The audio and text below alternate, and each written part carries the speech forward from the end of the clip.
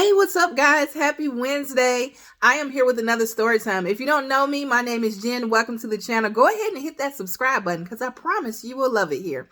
So we've done two story times. They were based on dating history. One was how I found out I was driving a stolen car. Go watch that. And the other one was how I found out that I was the whole side chick without meaning to. Go check those out. But today we're going to pivot and we're going to talk about the craziest paranormal experience I ever had. And this one took place with my BFF slash best friend slash sister slash everything to me. We have been friends since we were in the 4th grade and we are now in our mid 40s. So several years ago, we hadn't seen each other in over 10 years and we decided to link up. So we decided to do something kind of cool and out the box. We decided to do a paranormal investigation with the Ghost Brothers. Yes, the Ghost Brothers from the Travel Channel. Dalen, Jawan, and Marcus. Amazing, amazing people. All the cool vibes. Just really dope people that, we had a really good time doing the investigation with. They used to do this thing called the Ghost Brothers Takeover, and it was in Savannah. If you don't know, Savannah is one of the most haunted cities in the entire country. And it is about 4 hours south of Atlanta. So my friend flies here and we decided to drive to Savannah, but it's a Friday. If you know Atlanta traffic, it's nuts, especially on a Friday when the weather is nice. Now, this was a few days around Halloween. So anyway, we got stuck in Atlanta traffic and we missed our initial investigation, but we decided to book another one. We decided to get to our hotel. My kids were with me because they wanted to come to Savannah as well, but they weren't going to the investigation. So my teenager and my little one stayed in the hotel room. We DoorDashed them some pizza and we decided to go out and get us some food because we didn't want pizza. Out to this sports bar that wasn't far from our hotel. We walked there and get some wings. Y'all, while we're walking there, the energy was at an all-time high. Think of it as like a miniature New Orleans. That's the best way I can describe it. So anyway, we're walking to the sports bar. And even when we're walking to the sports bar, y'all, we keep seeing out the corner of our eyes little shadow figures. Even in our hotel when we got there, going down this long hallway to get to our room, we both saw a shadow figure. We didn't say anything, but we both kind of like looked at each other and there was this unspoken understanding, like I saw that, you saw that too. You didn't see full-on apparitions, but we did see, like, I see something out the corner of my eye and then I look and it's not there. And we both kept looking in the same direction. So we knew that we both saw the same thing at the same time. So we get back to our hotel room, we eat our wings, we decide to take a power nap because the new investigation that we booked, since we missed the first one, is at 3 a.m. I know, the witching hour. If you know, you know. 3 a.m. is when they say the spirits start to pipe up. So on our way back to our hotel, let me just say this too. We had passed by this building. And when we passed by this building, we both got this kind of eerie feeling. Didn't think none of it. We go back to the hotel. We have our wings. We take our power nap. So then we GPS where this building is because we were told it wasn't far from our hotel. Y'all, why the eerie building was the building that we were supposed to go to. When you walked into the space, it was like a courtyard. So we're outside. We walked into this courtyard that was surrounded by these big black iron gates, this old Victorian house. So we walk into the courtyard. Everyone is outside before they enter the actual space where we're going to do the investigation. They explain to us that we're going to be split up into 3 groups. Then we're going to rotate so that everybody can have equal time with each of the Ghost Brothers. I'm outside in the courtyard and my eyes keep being drawn to the 3rd floor. The 3rd floor is tarped off as if it is blocked off from the public. But for some reason, I keep out of the corner of my eye thinking that I see somebody walking back and forth. And I kind of brush it off. Also, just want to add, my heart started beating pitter patter really, really fast. And I started getting nauseous as soon as I stepped on those grounds. So I whispered to my friend, like, I don't feel so good. And she's like, yeah, I feel it too.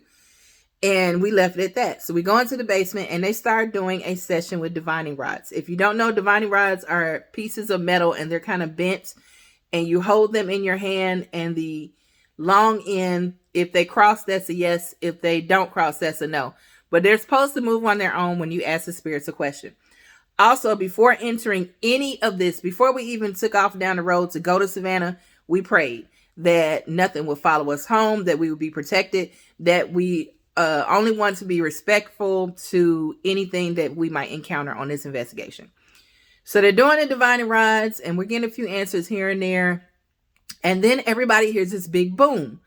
What is from a door that is completely sealed shut. It's like an older door, but you can tell it's been sealed shut for many, many years. And they said there's no way to get out of that door. So we were all like, man, there's somebody on the outside of the door. Y'all playing, whatever. Thinking they trying to, like, you know, kind of pump up the energy and make us scared, right? So kind of blew it off. And when we were done with the Divine Ride session, one of the Ghost Brothers, I forget which one it was, asked, did anybody feel anything or see anything?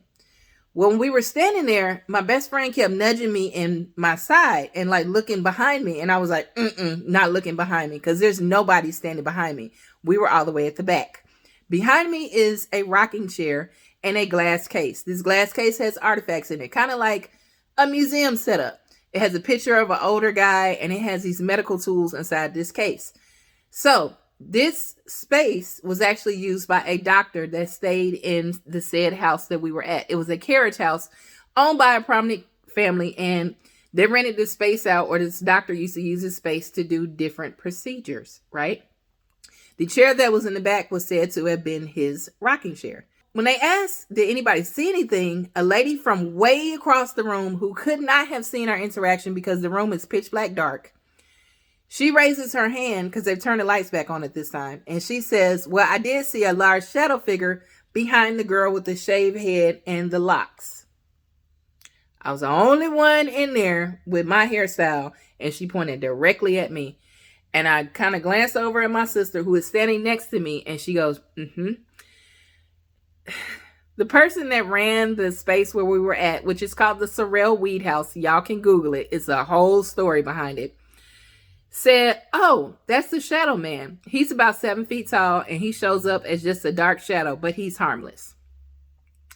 Y'all, all the hairs on my neck were standing up at this time. We end up going upstairs into one of the bedrooms in the carriage house. We go outside kind of and into another kind of wing of the house. As we're going up the stairs, my feet feel like they do when you've been in the pool for a really long time and you get out and your legs feel heavy. As we ascend, my legs keep getting heavier and heavier, but I don't say anything to my sister or anybody else. We get to the top, and this time Marcus is the one that is leading this part of the investigation. So we do a couple of spirit boxes. People say things, you know, we kind of check in. Does anybody feel anything, see anything? Everything is candlelit. Nobody really has lights on, right? So Marcus says, oh my gosh, my legs feel heavy. And I feel like my heart is racing. And I kind of raise my hand like, I don't really say anything, but I'm like, me too. And I said, as we were coming up the stairs, my legs kept getting heavier and heavier. They tell us a story about the servant girl. If you know, you know. Of course, she wasn't a servant. She was not a servant by choice, of course. Who the owner of the house was possibly having an affair with, and possibly the owner of the house was white passing, and the servant girl found out. Anyway, the servant girl ended up unalived and dangling from the ceiling. And they were saying that she did not do that herself because she was not unalived from the dangling from the ceiling. That was a setup. This room felt heavy. It was like I was walking through mud, okay? I could feel everything. I was so sensitive. I've never had a feeling like this. And my sister felt it too. So then we go back to the basement with someone else. I believe it was Juwan.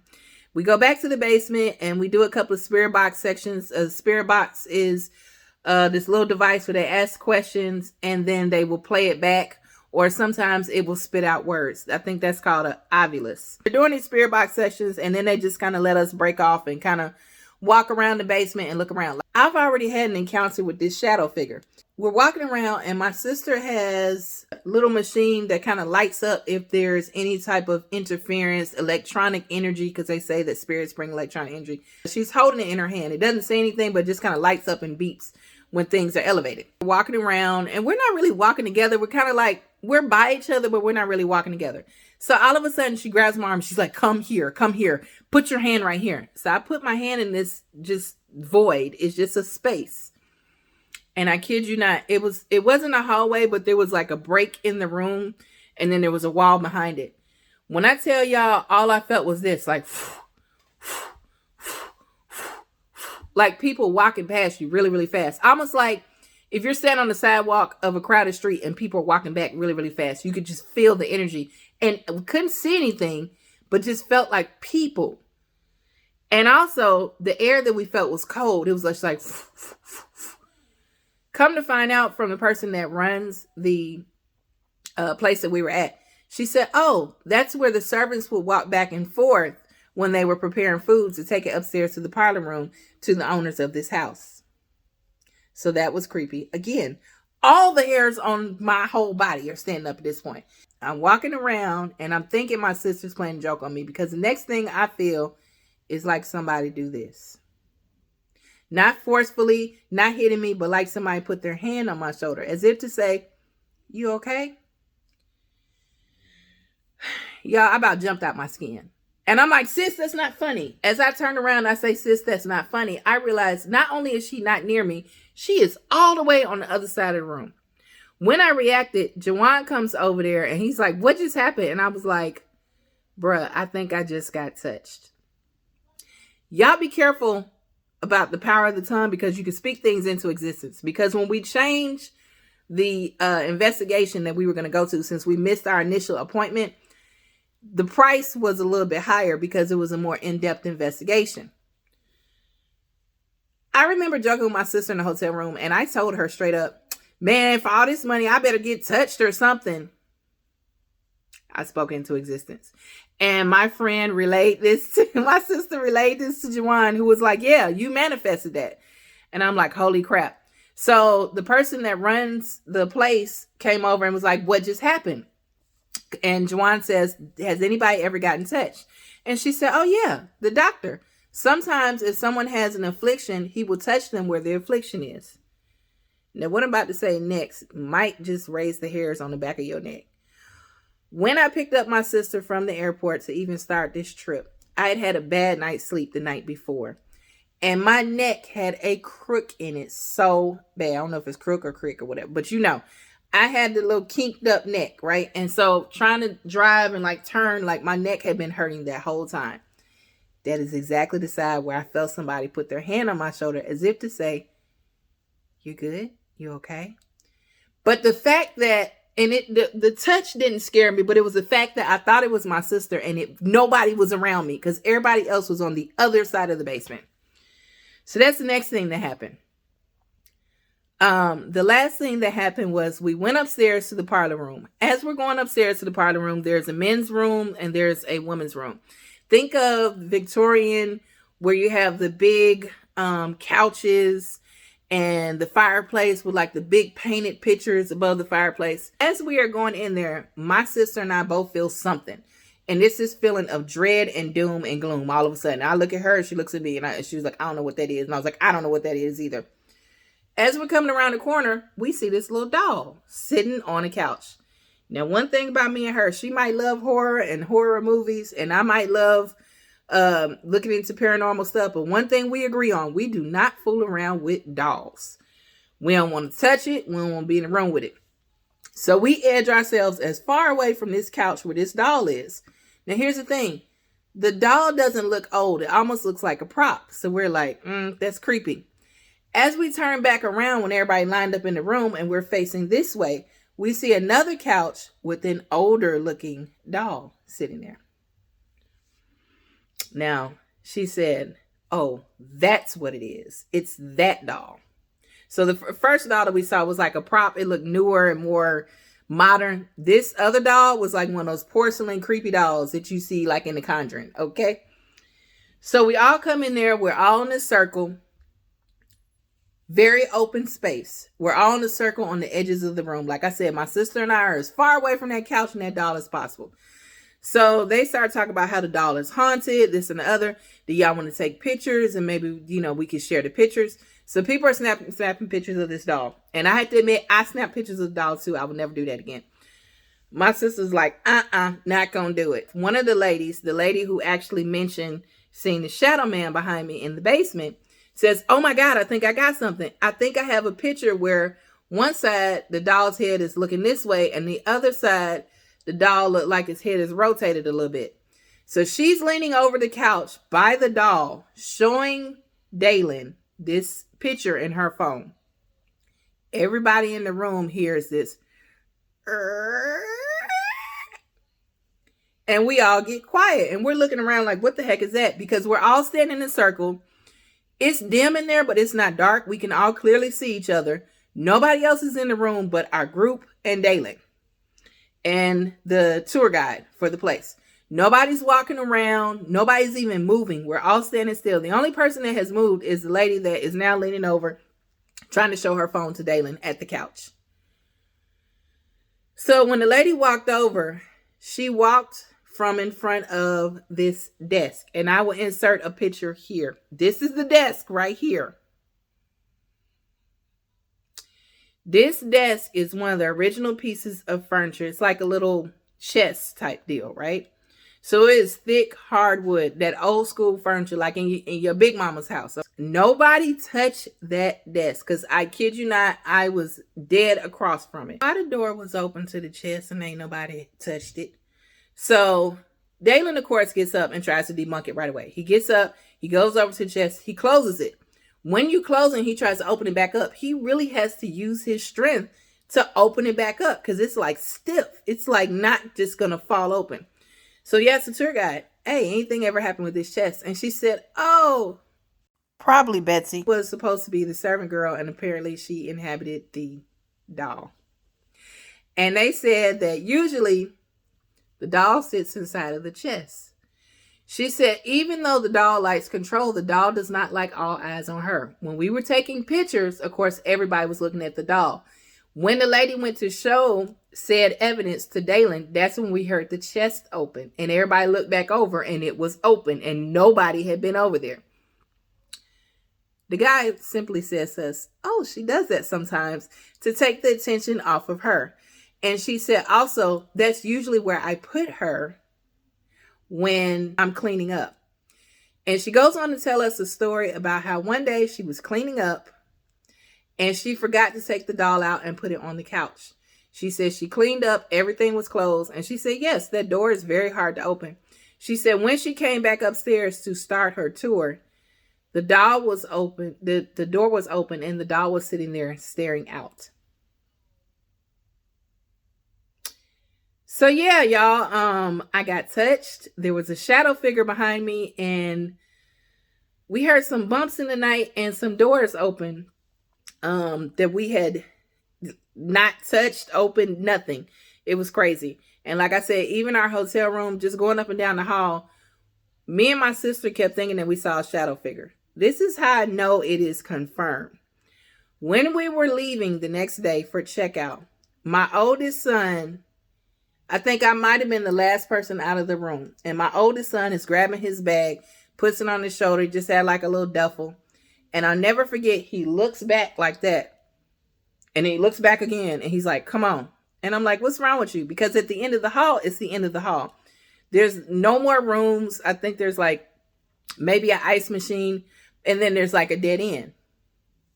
When we get downstairs and we get in the car, I asked my son, I said, what did you see? He said, I saw a shadow figure coming down the hall. That's why I told you to come on. He said, I've been seeing them since we got here. Even though I had some crazy interactions on that trip, it does intrigue me as to why some spirits just won't go on and be at peace. I am interested to know that. And if I could help someone to cross over, that would be interesting to know. I think all of us are a little bit curious about the afterlife and what happens to us. But anyway, if you have any paranormal stories or things that have happened to you, or maybe you've been on an investigation, please share your stories with me in the comments. Have you ever experienced anything paranormal? It doesn't have to be as big as what I experienced, but just let me know. I have definitely been visited by family members, grandparents that have passed on, which is not scary because I know that they are, you know, protecting me and looking out for me and guiding me. They always seem to come when something is amiss to try and calm my spirit. So I definitely appreciate that. But y'all let me know what you think. And thank you for watching another story time. Go ahead and subscribe to my channel. My name is Jen. Peace and blessings.